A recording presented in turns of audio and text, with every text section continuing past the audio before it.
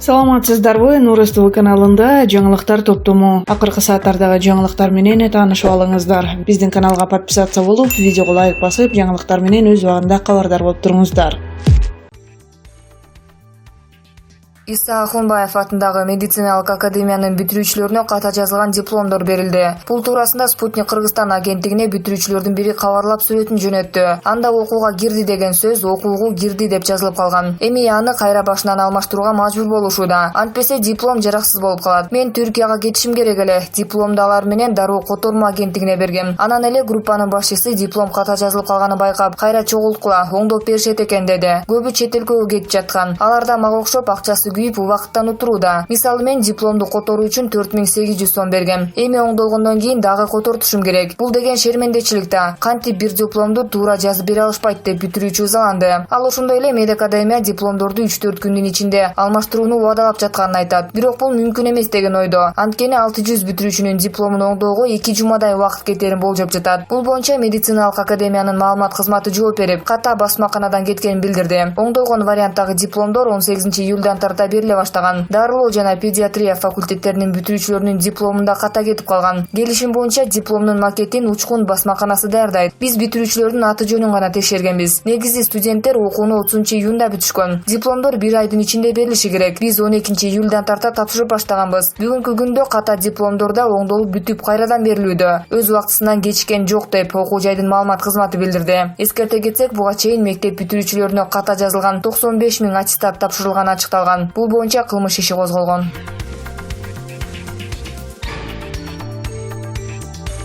Чүй облусуна караштуу Жайыл райондук аймактык ооруканасынын кайра жандандыруу бөлүмүндө 1 жумадан бери комада жаткан 6 жаштагы бала чарчап калды. Маалым болгондой, бала 20-июлда саат 16:00 чамасында каза болду. Окуя тууралуу. Бала ооруканага 12-июлда Ставрополовка айылынан эс үчүн жоготкон абалда түшкөн. Баланы жасалма дем алдыруу аппаратына коштурушкан. Буга чейин оорукананын башкы дарыгери Болот Майканаев баланын абалы оор, оорукана өзүнүн эсебинен анын башын томографиядан өткөрдү. Анын жыйынтыгында баланын баш мээси шишип кеткени аныкталды. Балким ал алкоголдук уулануудан улам болгон деп билдирген. Баланын жанында бир туугандары жок. Ага медицина кызматкерлери жана кайдыгер эмес адамдар түтүкчү аркылуу тамак берип, памперс алып келип жатышкан болчу. Бүгүн толук ниетинен шорпо жасап келип, түтүк аркылуу бердим. Ага тамак жана дары-дармек алып келген мен эле эмесмин. Көптөгөн адамдар аны карап жатышат. Менин угушумча, апасы аны оорукананын жанына таштап, өзү аялдамада аны алып кетишкенге чейин карап турган. Медициналык кызматкерлер аны дароо кайра жандандыруу бөлүмүнө киргизишкен. Дарыгерлер ал комада экенин жана ал алкоголго ууланганын аныкташты деген мейирман айымдардын бири. Бала ооруканага түшкөндөн кийин укук коргоо органдарына, сот кызматкерлерге маалымат берилген. Апасы спирт ичимдигин көп ичери белгилүү болду. Алар Жайыл районунда турушат. Туруктуу жашаган жери жок. Энесин ата-энелик укугунан ажыратуу боюнча тиешелүү документтер даярдалып жатат. Бул аялдын дагы 15 жаштагы өспүрүм баласы бар экени белгилүү болду деген Жайыл райондук социалдык коргоо бөлүмүнүн үй-бүлөнү жана балдарды колдоо бөлүмүнүн башчысы Айчүрөк Чокушева. Окуянын чоо жайын Ставрополовка айылынын тургундары айтып беришкен. Алардын айтымында эне 15 жана 6,5 жаштардагы баласы менен Ставрополовка айылында жашайт. Ал 38 жашта. Дайыма спирт ичимдигин ичет. Ал биринчи никесинен балдары бар киши менен жашайт. Ошол күнү аларга достору келген экен. Алардын баары спирт ичимдиктерин ичип отурушкан. Чоңдордун бири үй ээсинин 6 жаштагы баласына арак ичирген. Ал эс үчүн жоготкондо аны башына соккулап, эсине келтирүүгө аракет кылышкан. Андан кийин бала ооруканага түшүп калган. Айыл эли окуя тууралуу билишкенден кийин анын апасынын жана чогуу жашаган кишинин аракетин сынга алышты. Ал эми анын 15 жаштагы баласы Казакстанга иштегени кеткен дешкен айылдын тургундары. Баланын апасы менен анын чогуу жашаган адамы кармалып, убактылуу кармоочу жайга киргизилген.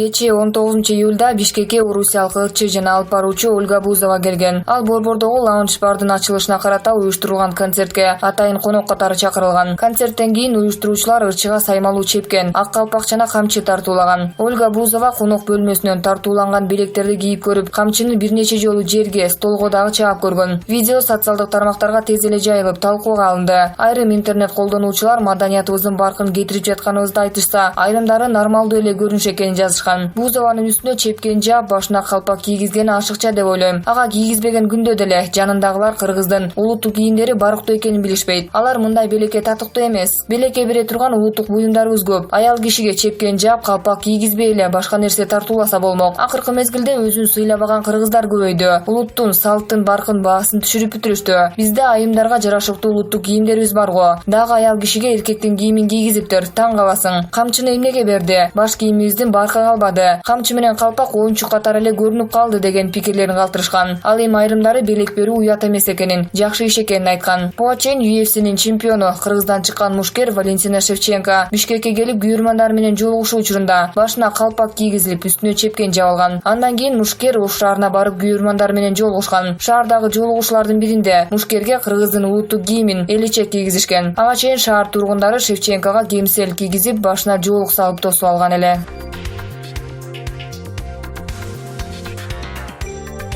Мурдагы президент Алмазбек Атамбаев кийинки жумада Орусияга барып келиши мүмкүн экенин билдирди. Ал бул тууралуу 19-июлда Кой Таш айылындагы үйүндө журналисттердин суроолоруна жооп берип жатып айтты. Кимдир бирөөлөрдүн менин Орусияга барып келишимди каалабаганы байкалып турат. Мени чакырып жаткан адам баарын жакшы кылууга аракет кылып жатат. Бирок өзүмө, Кудайга жана чыныгы досторго ишенип, баардыгына даяр болуш керек, деди Атамбаев. Ал журналисттердин өлкөдөн чыгып кетүүгө жана кайра кайтууга кепилдик алдыңызбы деген суроосуна мени чакырып жаткан адам баарын жакшы кылууга аракет кылып деп жооп берди. Бирок чакырып жаткан адамдын атын атаган жок. Алмазбек Атамбаев чет мамлекетке чыгып келерин буга чейин да билдирген. Бирок кайсы өлкөгө барарын ачык айткан эмес. Атамбаев Крим төбөл Азиз Батукаевдин абактан мыйзамсыз бошотулушу боюнча иште күбө катары көрсөтмө берүү үчүн Ички иштер министрлигинин тергөө кызматына 18-июлда 3-рет чакыртылган. Ал ушуга чейин суракка бара элек. 27-июнда Жогорку кеңеш Атамбаевди экс-президент макамынан ажыраткан. Парламенттин чечими укук коргоо органдарына аны кылмыш жообуна тартууга мүмкүнчүлүк берет. Мурдагы президенттин тарапкерлери муну саясий куугунтук деп Чүйдүн Кой Таш айылындагы Атамбаевдин үйүндө элдик штаб түзүп топтолуп турушат.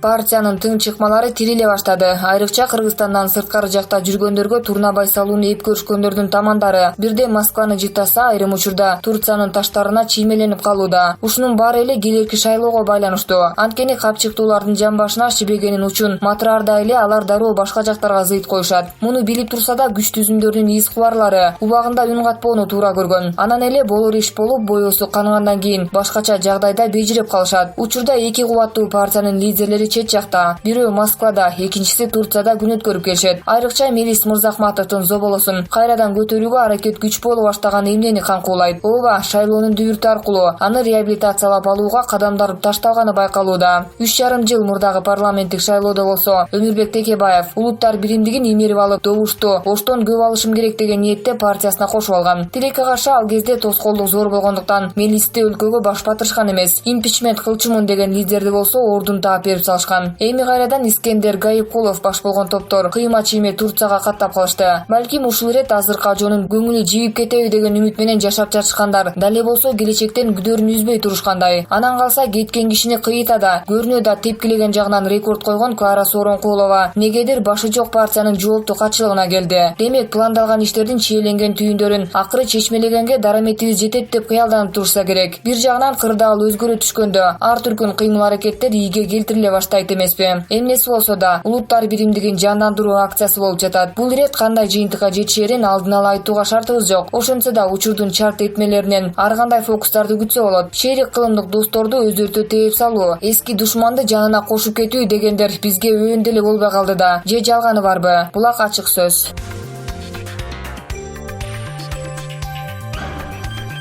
Саясатта ойлонулбаган кадамы, жүрүш-турушу менен белгилүү Камчыбек Ташиев абакта жаткан Садыр Жапаровдун ишин кайра кароодон Жогорку сот баш тарткан соң Садырды бошотуш керек эле. Элге колдонгон амнистияны эмнеге Садырга колдонууга болбойт? Эмнеге? Сурай турган убакыт келди. Аракетти баштайбыз. Жакында Садырдын тагдырына кайдыгер эмес адамдарга кайрылабыз. Жардам бергиле деп Фейсбуктагы баракчасынан элге чакырык таштады. Минтип бийликке сес көрсөтүп опуза кылып жатканына караганда үмүт акталбай, Атамбаевдин жээгине өткөнү калган өңдөнөт дейт Фабула гезити. Булак Назар Ньюскейджи.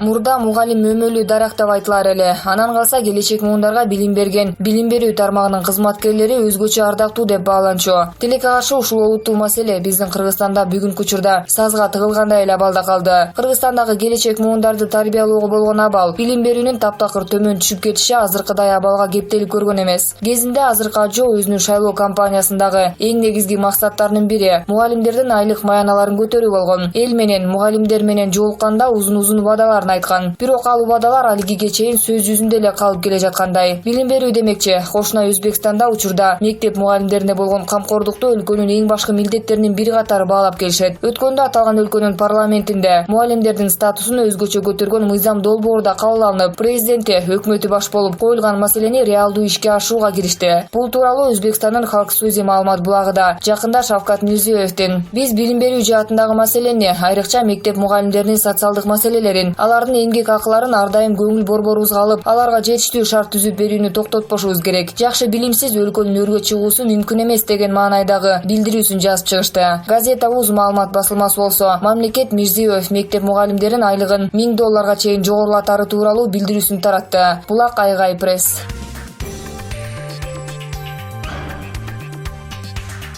Мурдагы башкы прокурор, Жогорку кеңештин экс-депутаты Аида Салянованы кимдир бирөөнүн сүйлөп койгон көргөзмөсү боюнча эле камакка алынышы эч бир мыйзамга жатпайт деген пикирде. Дагы эле Салянованын камакка алынышынын өзү мыйзамсыз болгону туурасында анын тарапташтары 7000 кол чогултуп, сот анын күнөөсүз экенин далилдеп бергенге чейин Аида Жеңишбековнанын боштондукка чыгаруу менен анын бөгөт чарасын өзгөртүүнү өтүнгөн кайрылуу катты президент Жээнбековдун кабылдамасына тапшырышты. Алар аталган кайрылууда президент өз көзөмөлүнө алар деген үмүттө. Аталган кайрылууда Аида Салянованын укугу ачык эле тебеленип, апасынын ооруп жатканын, кичинекей кызы энесин издеп чакырып ыйлап жатканы, ошондой эле анын опурталдуу 2 жүрөк оорусу бар экенин, учурда Салянованын жүрөк оорусу өтүшүп жатканы туурасында медициналык документтердин негизинде далил кылуу менен, эгерде Салянова ушундай жагдайда камакта кала бере турган болсо, анын өмүрүнө коркунуч жаралары анык экенин белгилеген айтылат. Ушул менен бирге Салянованын тарапташтары анын камакка алынышы болгондо да иш күн эмес, мусулмандардын ыйык майрамдарынын бири болгон улуу орозо майрамында жүргүзүлгөнү барып турган адамгерчиликсиз мамиле экенин, гумандуулук менен мыйзамдуулуктун принциптери тебеленип тепселип, жараткандын шариятын каак ордуна көрбөгөндүгү катары баалашууда. Ачыктап келгенде Аида Салянованын күнөөсү Атамбаевке каршы жооп көрсөтмөнү бийлик тарап андан талап кылып жатканында. Адатта коомчулукту таң калтырып жаткан көрүнүш мындай кырдаалда анын соратниктери делген Атамекен партиясынын депутат сүрөөлөрүнүн бирөөсүнүн да оозунан колдоо сөзү чыкпай жатканы. Экс-депутат Сасыкбаеваны кошпогондо, Атамекен партиясынын жогорку кеңештеги фракция башчысы Шыкмаматов эптеп эле бирдеме демиш эткени болбосо, Салянова туурасында Атамекен дээрлик тым-тырс. Ал эми акыйкаттык гумандуулук жөнүндө лириканы айтканы боюнча какылдап алдына киши салдырбаган. Ар бир парламенттик шайлоодо ар кайсы партиянын терисин жамырып жүргөн Каныбек Иманалиев болсо, кадимкидей чейинге кирип кеткендей. Бул эргул Атургай кечөө жакында болот деп болбой калып, андан ары август айынын аягына чейин жылдырылган Текебаевдин сотунда да журналисттердин суроолоруна кайпактап жооп бере албай жылт койгонун, анын мындай аракетине күбө болгон журналисттер өз көздөрү менен көрүп баштарын чайкады. Ушундайда арасыздан бир ой келет экен. Чын эле азыр эл арасында кийинки парламенттик шайлоодо Атамекен партиясын Рай миллион каржылайт экен деген кептердин чындыгы барбы? Булак Айгай пресс.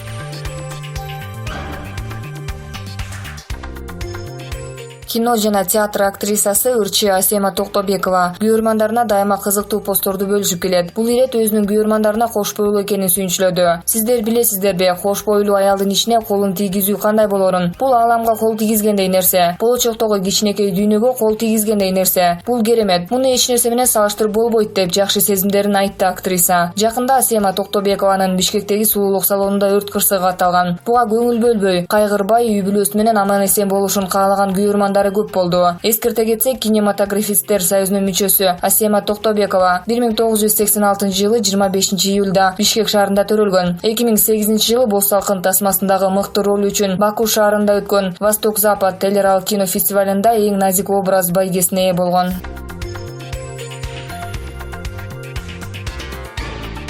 КТРКнын мурдагы жетекчиси Илим Карыпбеков өзүнүн социалдык баракчасына каалаган адамына чымчып тийишип жазып калат. Ал тургай таянесин тамшанта сүйлөттүрүп саясатка аралаштырып жиберет. Илим Карыпбеков кезектеги ички сырын арак тууралуу ачыкка чыгарды. Башыңды, жаныңды, жакшылыгыңды, мээнетиңди жеген арак. Мен аракты биринчи жолу 9-класста уртап көрдүм. Бир классташымдын туулган күнү экен. Ал авторитет чөрөйүбүз эле, атаман. Анын туулган күнү деп балдар 200 грамм спирт сатып алышыптыр. 1993 жылдары арак эмес спирт сатчу эле. 200 грамм грамм аракка 300 грамм суу кошсоң 39-40 градус арак болуп калчу эле. Ошону ууртап көрдүм, эч жакпады. Бул ачуу суусундуктун эмнесин жакшы көрүшөт деп ойлодум. Балдарга анан авторитетибизге жаман көрүндүм. Ошондон кийин ичпедим. Бирок арактан соонун зыңкыйып турган жакын адамдарым бир заматта жинди болуп, көздөрү алаңдап, канталап, адам эмес эле тетирден тескери айбанга айлана калып жатканына 3-4кө чыгып, акыл эсиме кирип калгандан баштап күнүгө күбө болуп жүрдүм. Бул мени миң ирет ыйлатты, миң ирет кичинекей жан дүйнөмдү сыздатты. Жүрөгүмө, көкүрөгүмө өмүр бою унутулбас караңгы күндөр болуп кала берди.